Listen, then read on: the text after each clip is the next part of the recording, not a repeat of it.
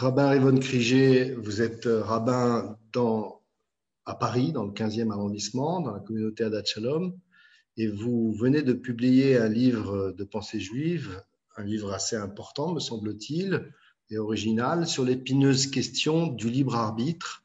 Et ce livre s'intitule, de façon très explicite, « Si Dieu sait l'avenir, sommes-nous libres d'agir ?» Donc le titre de ce livre pose bien une problématique, mais ce livre qui est dense, qui fait 400 pages, avec beaucoup de références, évidemment montre que la problématique est d'une grande complexité et a suscité des développements très divers. Alors, peut-être, pour commencer, est-ce que vous pouvez nous expliquer quelle est cette problématique exactement? Alors oui, surtout qu'il ne faut absolument pas faire peur au lecteur. La thématique est profonde, elle a donné lieu à des visions, des conceptions différentes, mais fondamentalement, il y a moyen de la traiter de manière logique et progressive, et c'est ce que j'essaye de faire dans mon ouvrage, en essayant de donner les éléments clés dont on a besoin pour progresser dans l'approfondissement de la question. Je dois dire que vous faites preuve de beaucoup de pédagogie. Ça, je suis tout à fait En tout cas, je m'y emploie, j'espère que ça marche. Et ce qu'il faut surtout pas faire dans ce genre de livre, c'est l'ouvrir au milieu et se dire « Ah non, c'est pas pour moi ». Il faut le prendre au début, et puis il y a des appendices qui expliquent certaines notions, il y a un lexique qui donne le vocabulaire, et du coup, si on a de la patience et qu'on est passionné par le sujet, eh ben on arrive à comprendre très bien. Alors, le problème, c'est quoi? C'est, on va dire, assez clair. Imaginons que demain, je vais commettre un délit. Moi, je ne le sais pas encore, Dieu le sait d'avance. Est-ce que, si Dieu le sait d'avance, j'ai seulement la moindre chance, la moindre possibilité de ne pas commettre ce délit? Si je réponds par la question en disant oui, je pourrais ne pas le commettre, alors Dieu se sera trompé dans ce qu'il sait à l'avance. Et si je réponds par la négative, alors Dieu ne se sera pas trompé, mais moi je n'aurais pas eu le choix de faire autrement que ce qui était prévu. On voit bien qu'il y a ici une contradiction dans le fait que Dieu sache des choses à l'avance et que l'homme a une liberté de choix. C'est une contradiction de raison, c'est pas compatible, c'est une contradiction. Or, le problème, et c'est là que ça devient intéressant, c'est que le judaïsme, mais c'est pas seulement le judaïsme, c'est vrai aussi pour d'autres religions, ne veut pas concéder l'idée de libre arbitre en règle générale, parce que c'est parce qu'il y a une liberté qu'il y a une responsabilité, c'est parce qu'il y a une liberté aussi que Dieu réagit, qu'il peut éventuellement, selon certaines conceptions, porter un châtiment ou au contraire louer, donc on peut louer, blâmer les comportements s'il y a responsabilité. Si on y renonce, eh bien en fait, tout ce qui nous arrive, tout ce qui est lié à notre sort ne dépend pas de nous, nous sommes au fond des marionnettes. Et si par contre on dit que Dieu ne sait pas tout à l'avance, alors on se pose la question, mais alors comment est-ce qu'il organise le monde? Comment peut-il y avoir des prophéties qui indiquent l'avenir? Comment on peut dire de Dieu qu'il est tout-puissant alors qu'il ignore tant de choses? C'est difficile déjà pour chacun d'entre nous de gérer sa vie quand il y a plein de facteurs dont nous n'avons pas connaissance. Mais si le grand maître de l'univers, le gestionnaire de l'univers, comme on pourrait l'appeler, ignore toutes les décisions des personnes, eh bien, il devient presque improbable qu'il puisse, en tout cas à première vue, c'est comme ça qu'on peut le pressentir, il devient improbable qu'il puisse mener ce qu'on appelle une providence, c'est-à-dire une immixtion, une participation de Dieu en connaissance de ce qui peut se produire dans l'avenir. Donc, si je comprends bien, l'enjeu véritable de cette problématique que vous posez dans votre ouvrage, c'est en fait une pierre d'angle, c'est un enjeu fondamental pour la pensée religieuse. Ça risque de tout mettre par terre, ou au contraire de tout construire. Alors, c'est exactement ça le problème. L'enjeu est énorme. Et le problème, c'est que vous comprenez que pour le judaïsme, et c'est vrai, je le répète, pour d'autres spiritualités, on ne veut pas concéder ni l'un ni l'autre, mais ils sont contradictoires. Donc l'enjeu, par-delà même la curiosité de comment on résout ce problème, c'est de savoir comment une religion intègre la raison face à la foi. Il y a un conflit raison et croyance. Est-ce qu'on va dire, bon, bah, tant pis, bah, la, la raison de Dieu est au-delà de la raison humaine, euh, les raisons de Dieu sont insondables, Dieu a des raisons que la raison ne connaît pas. Et alors, on part dans un délire, parce que du coup, on peut faire dire à la religion toutes sortes de choses, et puis que chaque fois que quelqu'un aura une objection parce qu'il y a une contradiction, on dira, ah, ça, c'est un mystère, ou Dieu est au-delà des contradictions. Ou alors on se dit non, il faut admettre que dans un discours, quel qu'il soit, religieux ou pas, il y a un devoir minimal de cohésion, de cohérence et de conséquence dans ce qu'on dit. Et si c'est le cas, eh bien, il faut faire une révision de la théologie. Il faut réfléchir, peut-être qu'on s'est trompé sur la manière dont on a affirmé un certain nombre de dogmes ou de croyances fondamentales. Dans le judaïsme, il n'y a pas vraiment de dogmes, mais il y a des croyances fondamentales qui sont abondamment répétées et enseignées. Et donc, le problème reste entier. Ce qui est intéressant, c'est que pour beaucoup de gens, quand on parle de conflit entre raison et foi, ils voient ça sur la question des miracles, sur la question du rapport à la science, et pas tellement sur la question que vous posez, qui va justement bien au-delà de la problématique des miracles ou du rapport à la science. On parle d'une problématique qui est très ancienne. Alors, je voudrais faire une distinction qui est très importante pour nos auditeurs. Si je dis qu'il y a eu un miracle, d'abord, il faut que je fasse confiance dans cette tradition, que ce miracle ait bien eu lieu. Mais en supposant qu'il y ait eu un miracle, qu'est-ce que ça signifie? Ça signifie qu'à un certain moment, il y a eu quelque chose qui s'est produit et qui dépasse les règles ordinaires, habituelles, les lois habituelles de la nature. Donc c'est un cas d'exception.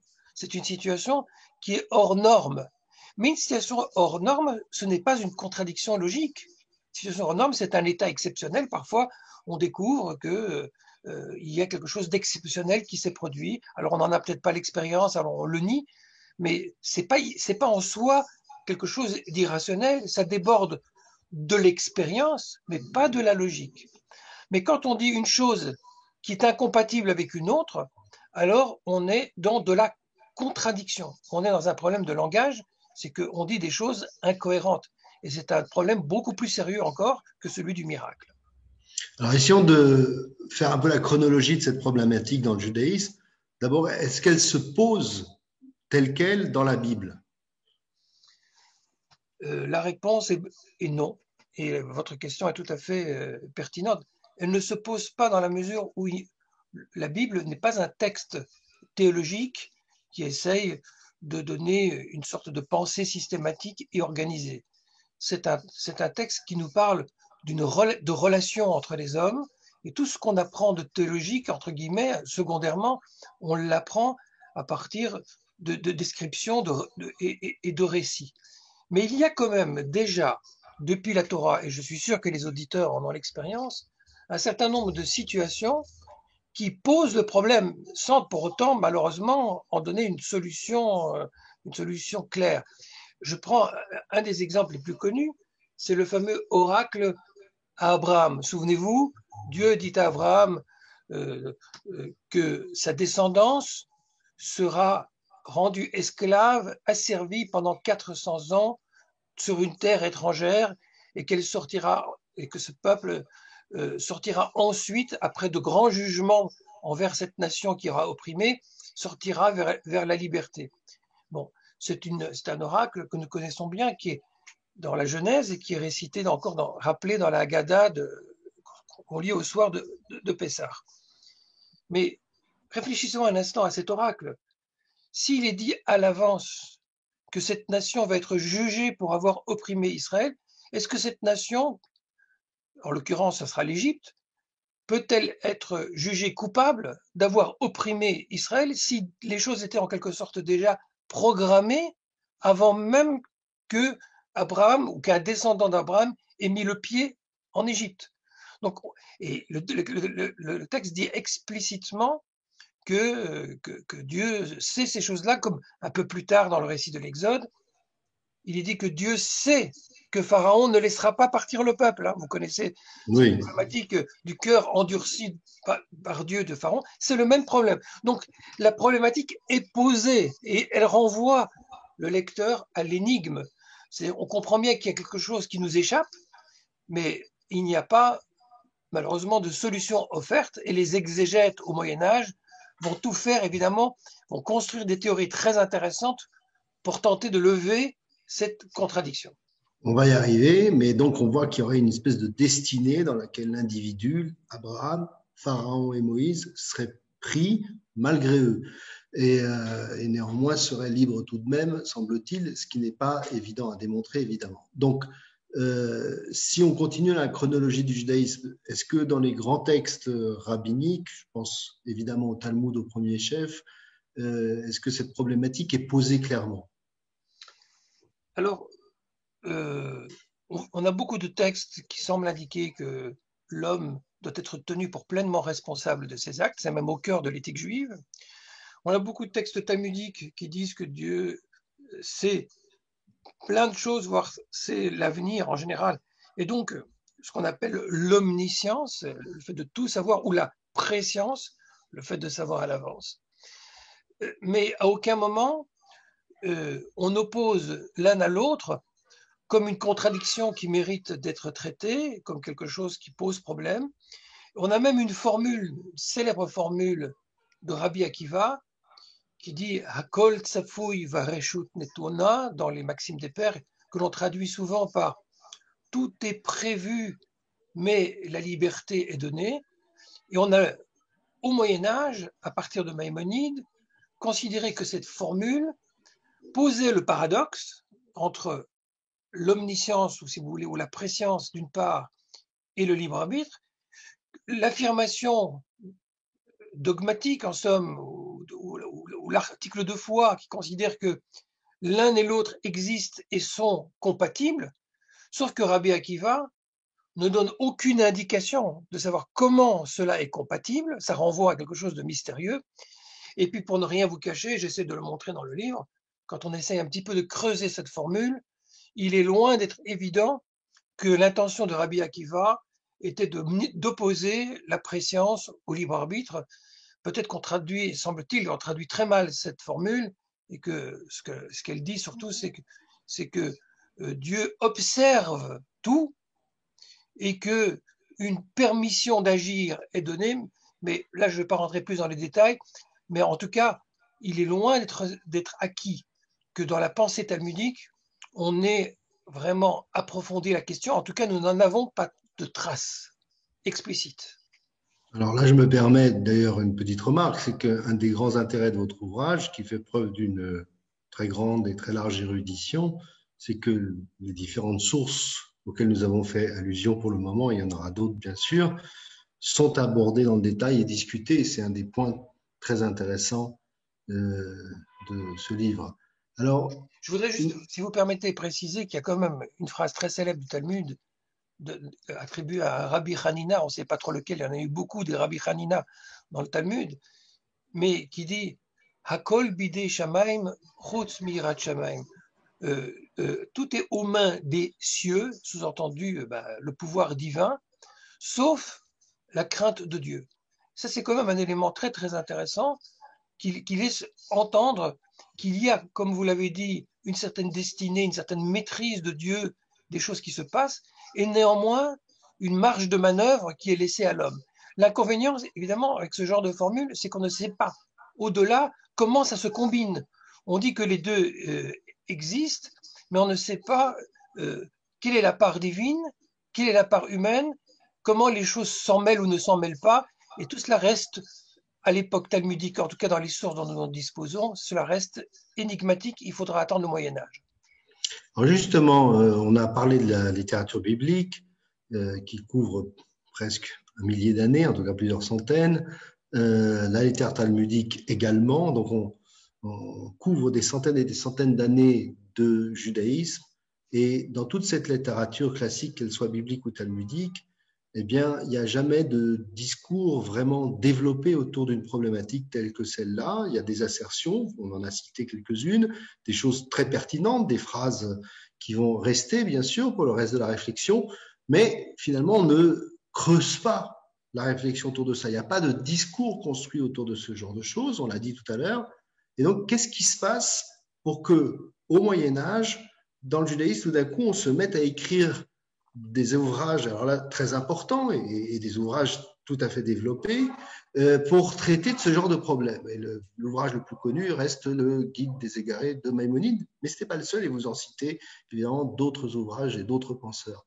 Qu'est-ce qui se passe à ce moment-là dans l'histoire du judaïsme pour qu'on ose aborder ces problèmes de front et les développer et les traiter sérieusement? Vous posez là une question très intéressante à mon sens et très profonde, et qui est une question qui dépasse d'ailleurs largement le thème que j'aborde, qui est une question d'histoire, du sens de l'histoire. Car cette question particulière que j'aborde n'est que un des points parmi de nombreux qui ont interrogé les hommes sur les questions spirituelles, les questions religieuses. Et alors, donc j'évoque dans mon livre la question du destin, bien sûr, mais il y a eu d'autres questions, c'est-à-dire c'est quoi le monothéisme? Quelles sont les implications? C'est quoi la providence? C'est-à-dire comment Dieu intervient dans le monde? Comment les choses s'organisent? Est-ce qu'il y a un monde supérieur? Toutes ces questions-là, on voit dans l'histoire de l'humanité qu'elles prennent une tournure philosophique à partir du moment où la culture juive en premier, ensuite la culture chrétienne, va rencontrer la philosophie grecque. Les philosophes ont posé dans l'Antiquité déjà ce type de questions, mais avec la rencontre avec le monothéisme, les questions vont se poser en confrontation avec la pensée d'un Dieu personnel, d'un Dieu transcendant, et toutes ces situations-là, ce que les philosophes, en règle générale, ne posaient pas ou ne posaient pas dans ces termes. Il a fallu donc attendre la rencontre entre les sources de la philosophie grecque et la pensée juive issue de la Bible et de la littérature talmudique pour que les questions se posent. Et elles se posent alors à la fois aux chrétiens, aux juifs, aux musulmans, et puis aux différents mouvements de pensée qui existent en marge des uns et des autres. Je pense aux gnostiques, je pense aux karaïtes. Tout ça se bouscule. Et s'agissant du judaïsme, c'est notamment à Bagdad au IXe siècle, c'est assez tardif d'ailleurs, que Saadia Gaon, un des grands chefs d'académie babylonienne juifs, parce qu'il est confronté à d'autres systèmes de pensée, notamment le karaïsme à l'intérieur du judaïsme, ou la pensée de l'islam, ou le zoroastrisme du côté de la Perse, qu'il se sent contraint de se confronter à ces questions et d'essayer de commencer à construire une théologie juive, non pas une théologie dogmatique, parce que ça n'existe pas dans le judaïsme, ou avec des croyances auxquelles on est obligé d'adhérer, mais il essaie de concilier la raison et la foi. Et c'est à partir de ça, à Diagone, en tout cas dans l'histoire du judaïsme, que les choses commencent à prendre une tournure de ce type. Alors d'abord, ce qui est très intéressant dans ce phénomène, le développement philosophique du judaïsme, effectivement à partir de Saadia Gaon, mais qui prend tout son essor au Moyen Âge, c'est qu'on voit l'intérêt de se confronter à une autre culture, à d'autres cultures, et on voit l'intérêt de l'ouverture d'esprit, et que si le judaïsme était resté dans son petit ghetto, il n'aurait jamais produit toutes ses œuvres. Il n'aurait pas produit toutes ses œuvres, et il aurait été écrasé parce qu'il n'aurait pas été à la hauteur des dilemmes et des enjeux qui étaient posés à tous les esprits de leur temps. Et donc, au Moyen-Âge, il y a trois grandes figures qui sortent. Il y en a plus, en fait, parce que vous citez beaucoup de penseurs. On ne va pas, évidemment, tous les regarder. Mais il y a quand même trois grandes écoles, trois piliers principaux, et qui s'échelonnent sur 3 siècles. Alors, c'est intéressant que ces trois personnages appartiennent tous un peu au même pôle que j'appellerais séfarade au sens large. Le premier, c'est Maïmonide. Le deuxième, c'est Gersonide, et le troisième, c'est Crescas. Alors ça s'étale du XIIe au XIVe siècle, et ces trois piliers développent chacun sur cette problématique qui nous intéresse une pensée personnelle, originale, et se confrontent évidemment à la pensée de celui qui a précédé. Donc Maïmonide, c'est le premier. En quelques mots, on arrive à cerner sa pensée très complexe et subtile sur cette question? Oui, d'abord, très rapidement, c'est tout à fait intéressant que vous disiez qu'on est du côté de l'Espagne, parce que c'est justement à cet endroit-là qu'au Moyen Âge se passe de manière très forte la confrontation aux idées philosophiques. Quand on se replace plutôt dans le nord de la France, du côté de l'Allemagne, c'est-à-dire dans le pays rhénan, et là où il y avait l'école de Rachy, on n'est pas du tout dans une confrontation à la philosophie, et on n'a absolument pas de travaux à cette époque-là sur cette problématique. Il faudra attendre que ça remonte vers le nord. Donc c'est tout à fait un des apports importants de la culture juive séfarade de l'époque que d'avoir réfléchi aux questions philosophiques. Maïmonide, c'est un géant. D'ailleurs, les trois rabbins que vous avez cités ne sont pas cités au hasard. C'est ceux qui ont développé la pensée la plus élaborée sur la problématique qui nous occupe. Maïmonide est le premier d'entre eux, et vous avez cité tout à l'heure son œuvre absolument monumentale qui est le Guide des égarés, qui est un livre difficile parce que c'est un livre qui s'écrit à deux plans.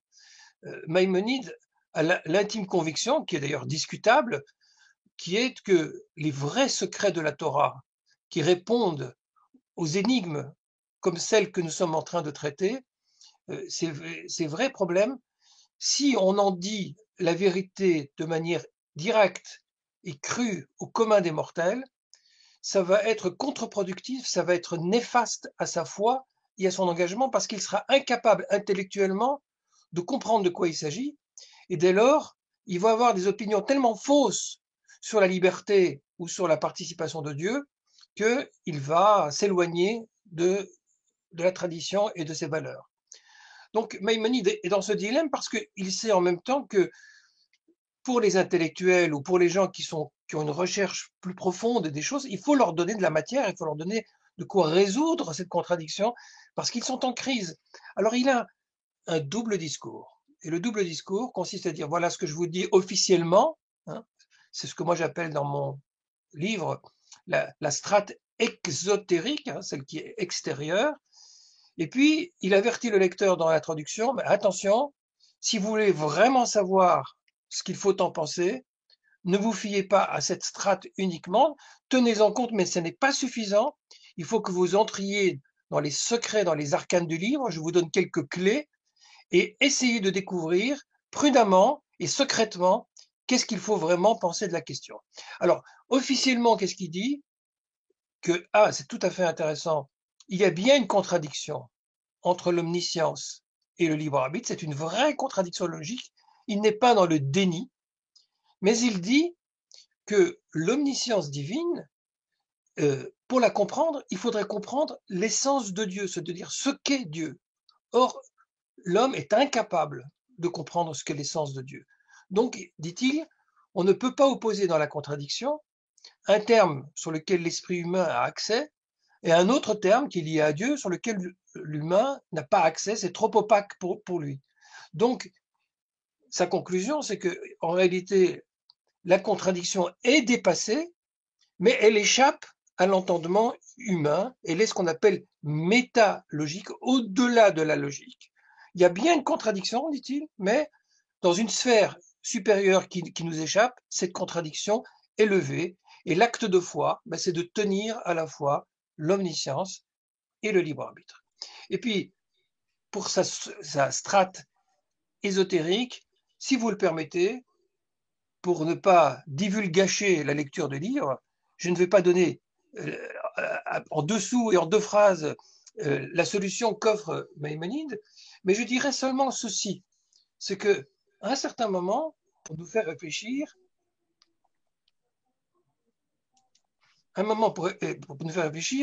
il cite l'opinion des Motazal. Les Motazal, c'est une école musulmane de pensée. Et en les critiquant sur la question de la providence divine, la question de l'intervention de Dieu dans le monde, il leur dit, de toute façon, ils sont emplis de contradictions, parce que vous savez ce qu'ils disent? Ils disent à la fois que Dieu sait tout et que l'homme est libre. Alors, quand on lit ce passage, celui qui fait attention, il a les cheveux, enfin ceux qui nous restent sur la tête, qui se dressent et qui se disent, ben, c'est pas possible. Il est en train de dire à propos des Motazal que chez eux c'est contradictoire. Ben, c'est que chez nous aussi c'est contradictoire. Bien sûr, c'est l'opinion qu'il a défendue avant, a priori. Voilà. Et donc c'est par ce genre d'indice que Maïmonide indique au lecteur, attention de ne pas se laisser abuser par des solutions trop faciles. Et ailleurs, il dissémine dans son œuvre les éléments dont on a besoin pour rentrer dans la strate secrète comme une porte secrète qui s'entrebâille pour rentrer dans les tréfonds, dans les arcanes du château et aller y découvrir les secrets. Donc, on va laisser le suspense comme ça en suspens et inviter les lecteurs qui méritent de découvrir la vérité sur Maïmonide, de faire l'effort de lire votre livre et de se plonger également dans le guide. Deux ouvrages pas faciles d'y aller les autres, mais encore une fois indispensables. Alors, ça, voilà pour Maïmonide. Et le deuxième pilier, ça va être Gersonide, qui est un petit peu moins connu du grand public. Quelle est sa solution à lui? Alors, Gersonide, il n'a absolument pas la même stratégie que Maïmonide. Il dit très clairement qu'on ne rend pas service au lecteur en ayant un discours comme ça, grand public, qui ne dit pas les choses, et puis une doctrine secrète qui est tellement secrète que finalement, les gens ne savent plus ce qu'il a vraiment pensé et tout le monde se retrouve dans le brouillard. Donc, là, il faut peut-être préciser que Maïmonide a donné lieu à plein de commentaires, Maïmonide le philosophe, le guide donc fameux, et que jusqu'à aujourd'hui, on vous sort régulièrement des articles et des ouvrages, et que si on faisait un colloque autour de ça, on arrivera à trouver toute une brochette de chercheurs les plus éminents qui ne sont pas tous d'accord sur ce qu'on pensait vraiment Maïmonide. C'est tout le problème de l'exotérisme. Absolument, et comme je le dis très souvent, mais je ne fais que répéter ce qu'ont dit d'autres, il y a autant de Maïmonide que de chercheurs sur Maïmonide, et si vous demandez qui a raison parmi tout cela, évidemment c'est moi. Voilà. Mais Maïmonide a donné lieu aussi, et c'était beaucoup plus grave, et peut-être que Gershonide avait ça en tête, à des polémiques et des anathèmes qui se sont faits de communauté à communauté dans le sud de la France et dans le nord de l'Espagne, pour dire à quel point Maïmonide, avec son mode de pensée, a posé beaucoup de problèmes. Alors Gershonide, lui, il est beaucoup plus clair, il est net, et ce qu'il dit, c'est que si l'on admet que Dieu sait un certain nombre de choses à l'avance, eh bien, ça peut effectivement mettre en question la liberté. Et pour lui, parce que la liberté est quelque chose d'absolument fondamental, la liberté de la volonté, il dit clairement que Dieu, s'il sait beaucoup de choses, il ne sait pas ce que sont les choix individuels des personnes. Et tout son système va consister à essayer de montrer comment, malgré le fait que Dieu ignore les choix personnels des individus, il est néanmoins possible pour Dieu de préfigurer l'avenir et de donner une certaine orientation importante à l'histoire et au salut des hommes. Ça, c'est tout le travail de Gershoni. Donc, entre l'omniscience et le libre arbitre, il choisit le libre arbitre. Je le dis pour faire court, c'est évidemment un peu plus élaboré que ça, mais telle est la position que Gershonide tient dans sa pensée et les ouvrages qu'il a écrits. Alors, il y a une véritable révolution avec le troisième pilier, Chasdai Crescas, parce qu'il écrit un livre monumental, et dans ce livre, alors lui, il défend qu'il y aurait a priori plus grand place pour le libre arbitre. Et là, on fait complètement marche arrière. Alors, Chasdai Crescas, il tient la position inverse de Gershonide. Il étudie méticuleusement toutes les implications toutes les expressions qui sont rattachées à la notion de libre arbitre. Il a aussi une conception de Dieu très révolutionnaire. On avance vers le XIVe siècle, on s'émancipe de la philosophie aristotélicienne, et pour lui, en intégrant la notion d'infini, une notion qui n'était pas bien développée au Moyen-Âge, il en arrive à la conclusion que la perfection divine implique que Dieu connaisse absolument tout dans les moindres détails, y compris ce que chaque individu va choisir, à tel point que tout ce que un individu choisit fait partie même de la connaissance préalable de Dieu, de sorte que de libre arbitre au sens véritablement originel, c'est-à-dire comme quelque chose qui n'est pas dépendant de causes antérieures, est quelque chose qui est inconcevable. Ou pour le dire plus simplement, Crescas n'accepte pas l'idée d'un véritable libre arbitre. Il y a un certain champ de liberté parce que chaque individu peut réagir aux stimulations, aux menaces, aux tentations. Enfin, quelqu'un va être sensible aux punitions, aux récompenses, aux blâmes ou aux louanges. Donc, tout ce qui va faire qu'un individu pourra être jugé va l'inciter à se former et à réagir, mais exactement comme on forme finalement un animal en le domptant et en l'apprenant à bien réagir. Sauf que l'homme est doté d'une intelligence et qu'on le fait avec son intelligence. Mais de libre arbitre au sens absolument originel, comme quelque chose qui est le propre de l'homme et à l'initiative seule de l'homme, Crescas ne l'accepte pas, et en cela, il anticipe la pensée d'un des tout grands philosophes de l'Occident, qui n'est autre que Spinoza. C'est exactement ce que Spinoza va dire, c'est qu'il n'existe pas à proprement parler de libre arbitre, que c'est une illusion, et jusqu'à aujourd'hui, beaucoup de scientifiques qui vont jusqu'au bout de cette idée de causalité n'admettent pas qu'il existe à proprement parler un libre arbitre. Oui, ce qui fait que ce Crescas, rabbin espagnol du XIVe siècle, donc un peu avant l'expulsion des Juifs d'Espagne, est très pertinent aujourd'hui. Il est peu connu du grand public, mais il redevient en quelque sorte à la mode, si je peux me permettre. Il fait de plus en plus parler de lui parce qu'il y a une espèce de prémoderne chez lui. C'est très intéressant de voir ça, de constater aussi l'histoire de la pensée juive. Mais il y a un pan de la pensée juive de cette époque-là dont il faut peut-être dire deux mots très rapidement. Là, encore une fois, c'est un véritable océan sur lequel on pourrait naviguer longtemps. C'est la Kabbale. Est-ce que la Kabbale aborde la problématique? Alors là aussi, c'est une grande question que j'aborde dans mon ouvrage. On voit que autour du XIIIe siècle, il y a, notamment parce qu'on discute la fameuse Mishnah que j'évoquais tout à l'heure de Rabbi Akiva, qui a été comprise comme tout est prévu, mais la liberté est donnée.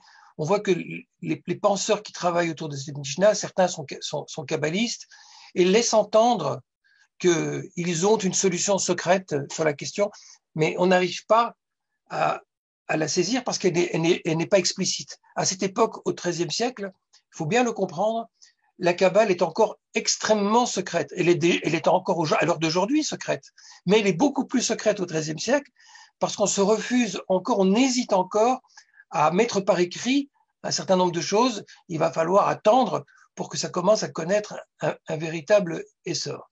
Mais quand on voit chez les kabbalistes plus tardifs, je pense notamment à Chaim Luzzatto, là on est déjà bien avancé vers le XVIIIe siècle, mais quand on voit chez les kabbalistes plus tardifs, oui, ils abordent la question et eux aussi, ils veulent tenir à la fois, en règle générale, l'omniscience et le libre arbitre. Ils ne veulent pas concéder ni l'un ni l'autre.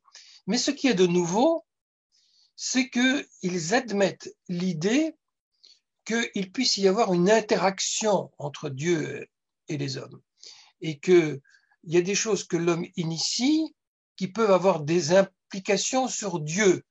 Dieu n'est plus considéré comme l'être autosuffisant que rien ne saurait influencer.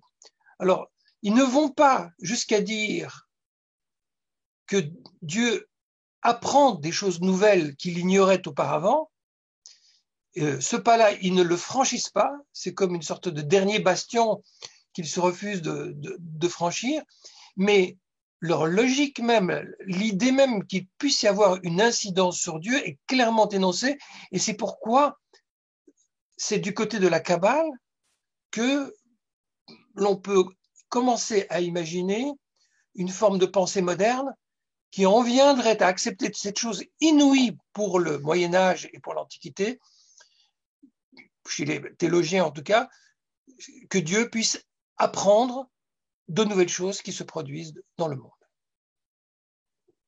Alors maintenant, si on avance dans l'histoire et on arrive à notre époque, à l'époque contemporaine, au sens un peu large du terme, bien sûr, est-ce que cette préoccupation qu'on a vue est très prégnante au Moyen-Âge chez les penseurs juifs? Est-ce que c'est toujours une préoccupation d'aujourd'hui? Est-ce qu'il y a des penseurs aujourd'hui qui, véritablement, dans le judaïsme, prennent à bras-le-corps cette question? À part vous, bien évidemment, dans votre livre.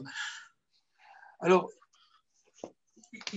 la question est toujours abordée parce que c'est un objet de curiosité. Je veux dire, tout individu se pose la question de savoir est-ce qu'il y a une forme de destin, que ce soit Dieu d'ailleurs, ou que ce soit simplement le déterminisme physique qui fait que, à notre insu, nous soyons conditionnés par un certain nombre de choses. Tout le monde s'interroge sur la marge de liberté qu'on peut avoir les uns et les autres. La question que je pose dans mon ouvrage va au-delà de la question théologique, la question de Dieu, puisque c'est le problème de la liberté. Donc, cette question, en science, elle est toujours présente, en philosophie, elle est toujours présente. La question de l'existence du libre arbitre, c'est un des sujets majeurs de la pensée universelle, pas de la pensée juive en particulier. Sur la question de l'omniscience et du libre arbitre, oui, il y a des modernes juifs, des penseurs juifs qui l'abordent. Je pense par exemple à Yeshayahu Leibovitch en Israël au XXe siècle, qui a consacré beaucoup d'écrits à cette question qui l'obsédait, qui l'intéressait, notamment en analysant et en tentant d'interpréter la pensée de Maïmonide.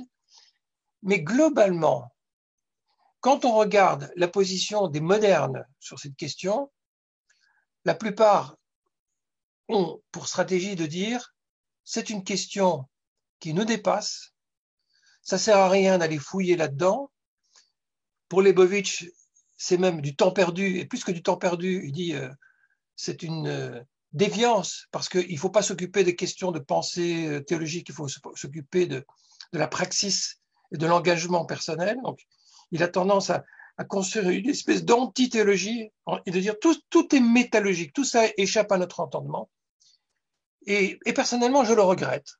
J'essaie d'expliquer dans mon livre que parce que on est face à une question difficile, c'est comme si on avait renoncé et que la théologie s'était timidement retranchée, alors que la question continue à être brûlante pour les croyants, mais aussi pour tous ceux qui s'interrogent sur la liberté. Et j'essaie de montrer dans mon livre que même quand on aborde des questions qui dépassent la raison, on peut, par la cohérence de la pensée, éclaircir beaucoup de choses et si on a un engagement spirituel et religieux, avoir une religiosité beaucoup plus cohérente. Et ça ouvre des perspectives inouïes et formidables et extrêmement riches sur ce que peut être la relation à la sainteté, à la spiritualité, au monde de la Torah. Ça change complètement la perspective. Donc je pense que c'est un exercice qui en vaut la peine, qui en vaut le détour. Mais alors justement, du coup, vous, comme rabbin, comme homme de foi, si je peux dire, quelle est votre position là-dessus? Si c'est pas toujours très clair. Comment vous voyez les choses? C'est pareil si on arrive à le dire en quelques mots. Hein. Alors, là, je vais quand même un peu divulgacher, parce que vous me demandez de donner ma position personnelle. Moi, j'ai acquis l'intime conviction que la plupart des théologiens au Moyen-Âge se sont fourvoyés parce qu'ils avaient une vision beaucoup trop figée du divin, beaucoup trop, en fait, influencée par la philosophie grecque de type aristotélicienne, et que l'idée d'un Dieu immuable et détaché de toute interaction qui a été généralement pensée, et que ça a fait beaucoup de tort à la pensée juive, cette notion d'un modèle fixiste, que j'appelle fixiste, où tout est prédéterminé. Ça donne parfois des idées affreuses que l'on peut lire dans la presse, où certains religieux pensent que, par exemple, la Shoah avait déjà été programmée par Dieu. Je pense que ça confine à des choses horribles et absurdes, voire à une forme de fanatisme. Moi, j'ai l'intime conviction que le libre arbitre est une question tellement fondamentale, parce que c'est le libre arbitre qui fonde l'altérité, la relation véritable entre deux êtres autonomes, que ce soit des êtres humains ou que ce soit Dieu avec les hommes. C'est tellement fondamental que si on renonce à ça, on renonce à l'essence même du judaïsme, à l'essence même de notre intuition de la liberté, et que, en conséquence, je fais le pari que, en toute logique, nous devons admettre que l'idée d'une préscience absolue est incohérente. Il n'est pas acceptable, il n'est pas logique de concevoir que Dieu connaisse absolument à l'avance ce que sont les choix humains. Et je pense que Dieu prend connaissance de ce que les individus décident, et cette idée-là, elle est tout à fait neuve par rapport à tout ce que j'ai pu lire, tout ce que j'ai pu découvrir dans la pensée juive médiévale jusqu'à nos jours. Mais on pourrait poser la question un petit peu aussi autrement, puisqu'on parle du libre arbitre, donc encore une fois assez complexe à clairement définir. Les philosophes s'y essaient, plusieurs philosophes s'y essaient dans l'histoire de la philosophie. Évidemment, le libre arbitre implique la responsabilité. On ne peut pas reprocher à quelqu'un d'agir non librement. On insiste beaucoup là-dessus dans le judaïsme, bien évidemment, mais on a presque envie de vous poser la question que la question de liberté de nos choix, on pourrait la traiter de nos jours à la lumière de la psychologie, de la psychanalyse, des sciences sociales. Et à ce moment-là, pourquoi aller le faire du côté de la théologie? Mais tout simplement parce que l'un n'empêche pas l'autre, l'un est complémentaire de l'autre. Il y a une question en elle-même qui est toujours ouverte, toujours débattue par les philosophes, qui est de dire, est-ce que malgré tous les facteurs, tous les vecteurs qui pèsent sur la conscience humaine, et on sait que nous sommes les uns et les autres conditionnés par toutes sortes de facteurs conscients et inconscients, est-ce que malgré tous ces facteurs-là, il existe dans l'esprit humain une capacité de s'autodéterminer, c'est-à-dire à un moment de prendre une sorte de recul par rapport à ces causes et d'initier quelque chose d'absolument neuf? Cette question-là, elle n'a pas été tranchée scientifiquement, et si on en remonte à Kant à la fin du XVIIIe et début du XIXe siècle, si on remonte à Emmanuel Kant, il dit qu'on ne peut pas trancher par la raison cette question. Ça fait partie des questions indécidables. Et jusqu'à aujourd'hui, la philosophie n'a pas pu trancher cette question. Mais on a des intuitions les uns les autres. On a des convictions, comme pour tout sujet sur lequel on ne peut pas faire la preuve. En politique, vous n'arriverez jamais à prouver que c'est la gauche qui a raison ou que c'est la droite qui a raison. Vous pourrez donner des arguments, vous allez développer une intuition de ce qui est juste, mais vous n'aurez pas de définition absolue. Il en va de même pour la question de Dieu, il en va de la même pour la question de la liberté. Ce sont des choses ce sont des conceptions que nous élaborons dans notre conscience à partir de notre expérience, à partir de notre recherche, à partir de notre sensibilité. Et c'est ainsi que les uns et les autres se forment.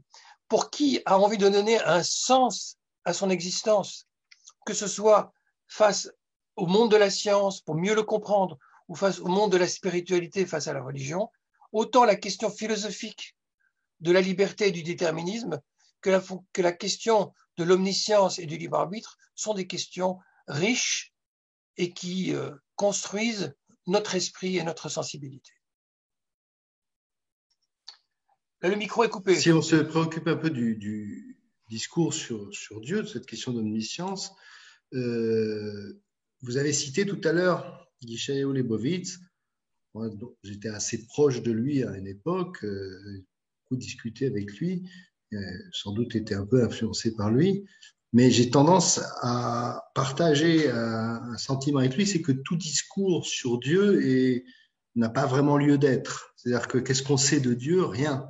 Et j'aurais tendance à penser, si vous voulez, que la théologie en dit plus sur l'esprit spéculatif du théologien que sur la divinité, qui dans le fond reste inaccessible même aux théologiens. Et donc, la question se pose, qu'est-ce que ça peut nous faire à la rigueur que ce que Dieu sait ou pas de nous, finalement, puisqu'on n'est pas capable d'en juger? Oui, on peut parfaitement vivre les uns et les autres sans aborder des grandes questions qui hantent l'esprit humain. Après tout, ce que vous venez de dire, certains le disent exactement à propos de la liberté. Certains disent on n'a pas la preuve que le libre arbitre existe, mais on va faire comme si il existait, puisque c'est en faisant comme si que on va tenir les gens pour responsables et que ça va fonctionner.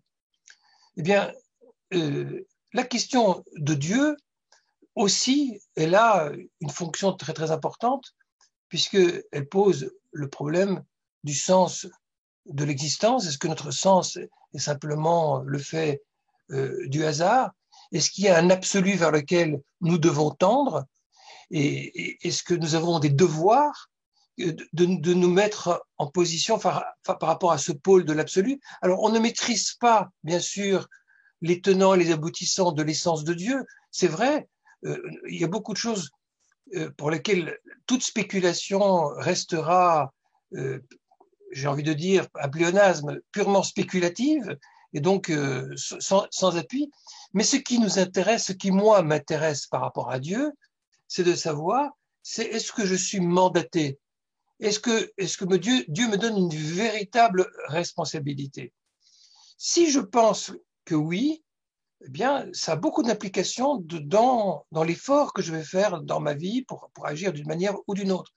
Si je pense que Dieu, par exemple, a prédéterminé l'histoire, qu'il a prédéterminé la Géoula, la rédemption, que la conquête des territoires fait partie d'un processus décidé et obligé par Dieu, bien, tout d'un coup, je vais développer une certaine idéologie religieuse.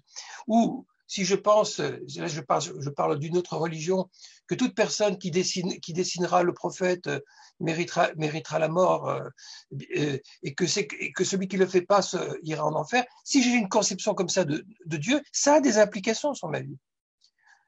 L'idée d'un Dieu avec lequel finalement il n'y a pas de dialogue possible, ou un Dieu avec lequel ce qui est au cœur sert la relation, ça a des implications énormes sur la façon dont on va penser la spiritualité, la façon dont on va s'engager et se sentir responsable.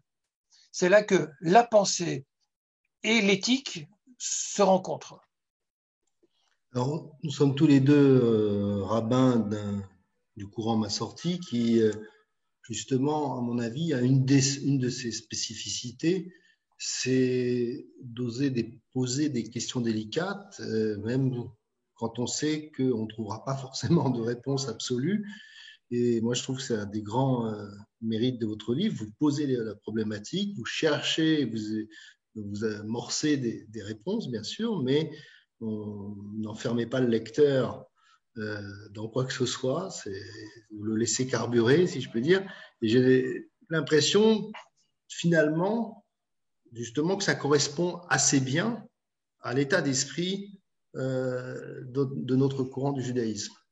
Mais dans le judaïsme, on le sait bien, on le voit dans le Talmud, on peut discuter des cuillères, on peut discuter des morceaux de tissu, on discute de tout et de rien.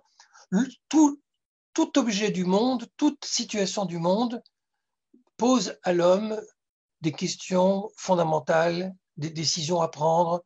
Et c'est la richesse du judaïsme, justement, de rentrer dans les détails de la vie.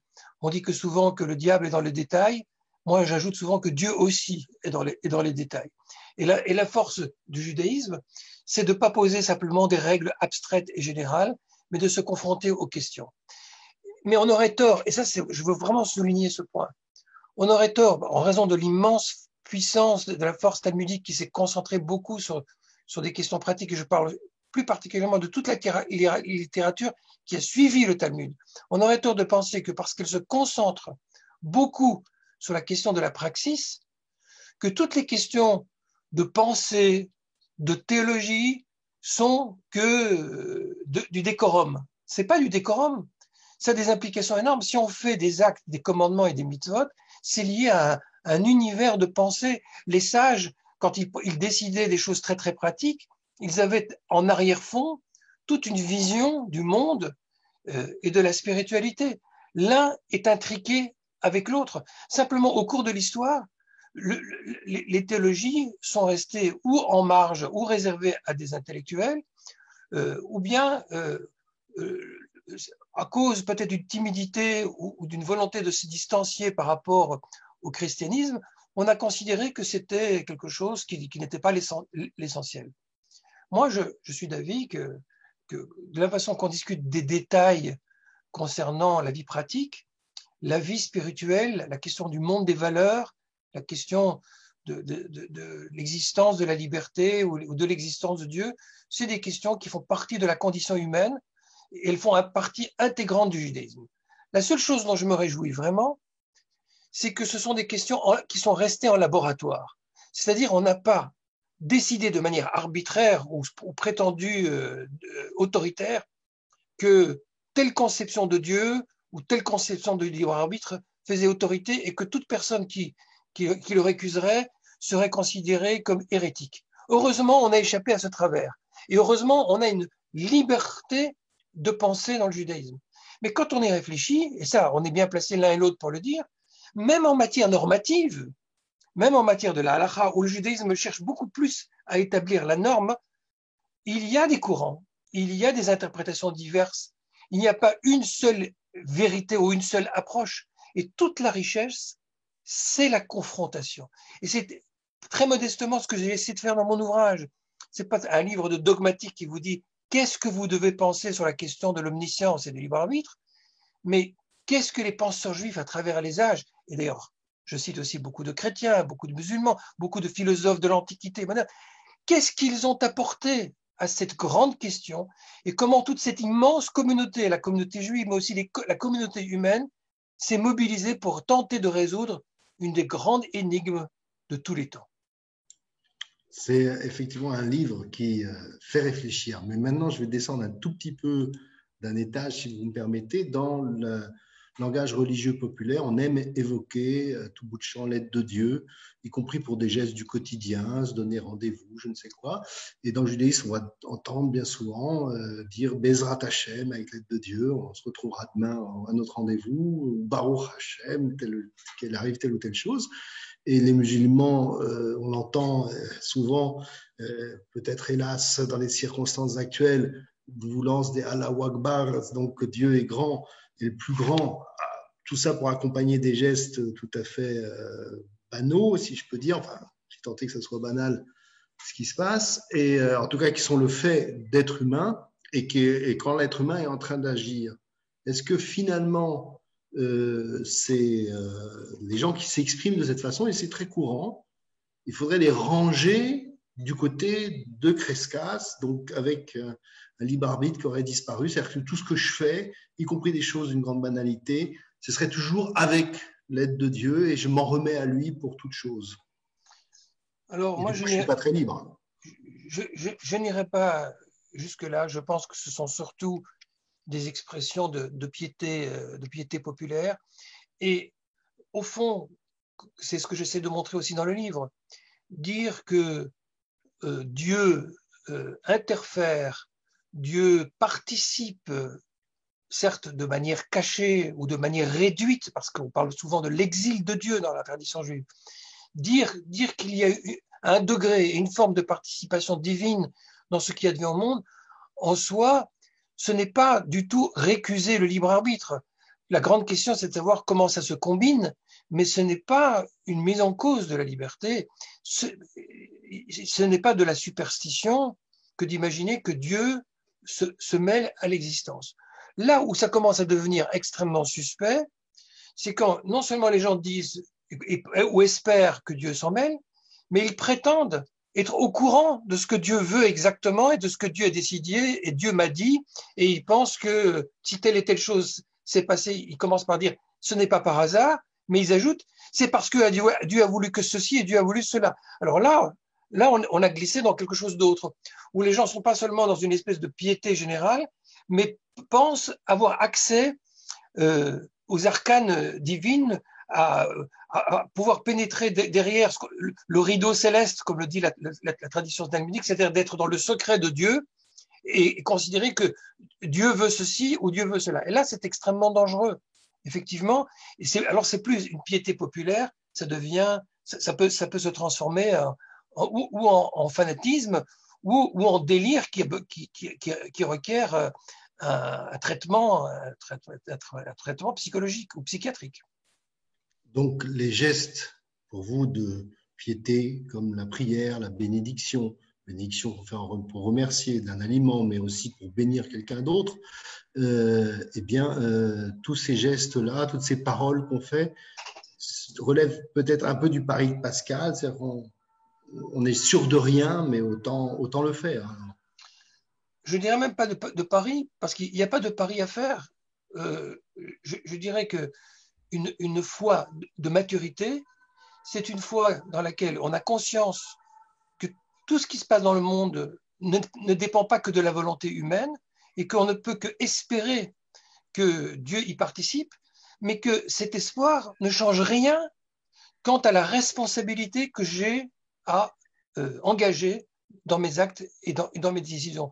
Donc je ne fais pas d'autre pari que de faire tout ce qui est entre mes mains et d'agir au mieux de ce qui relève de ma responsabilité. Le reste, je l'espère, j'émets un vœu, beaucoup de choses vont peut-être se passer en coulisses et que j'ignore.